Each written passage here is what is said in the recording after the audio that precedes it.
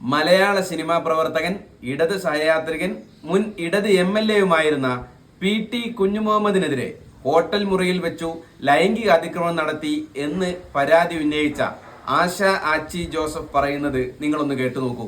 ഞാൻ ഒരു തരത്തിൽ പറഞ്ഞ വളരെ സ്ട്രെസ്ഡ് ആയിരുന്നു.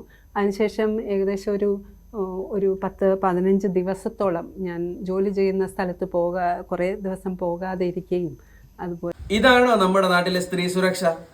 ചാനൽ ചർച്ചകളില്ല, സ്ത്രീപക്ഷവാദികളും നവോത്ഥാന നായകരും ഇതിനെക്കുറിച്ച് ഒരു അക്ഷരം മിണ്ടാതെ മൗനവ്രതം അനുഷ്ഠിക്കുന്നതിന്റെ കാരണം ഞാൻ പറയേണ്ടതില്ലല്ലോ.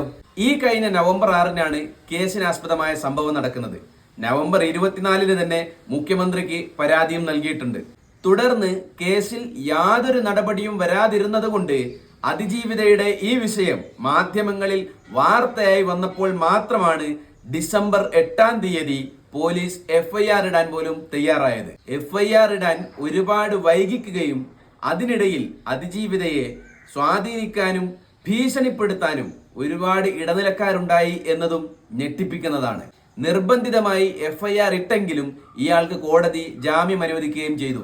വിദേശത്ത് നിന്നും ഒരു പരാതി ഇമെയിലിൽ ലഭിച്ച ഉടനെ ജാമ്യമില്ലാ കേസെടുത്ത് ഒരു MLA-യെ തന്നെ അറസ്റ്റ് ചെയ്യാൻ കാണിച്ചതിന്റെ 100-ൽ ഒരു അംശം ആവേശമെങ്കിലും പരാതിക്കാരി ചാനലുകളിലും പത്രങ്ങളിലും വന്ന് തനിക്കെതിരുണ്ടായ അക്രമങ്ങളെക്കുറിച്ച് കരഞ്ഞു പറഞ്ഞിട്ടും വേട്ടക്കാരനെ സംരക്ഷിക്കുന്ന നിലപാടെടുക്കുന്നവരുടെ സ്ത്രീപക്ഷ നിലപാടുകൾ സംശയിക്കേണ്ടതാണ്.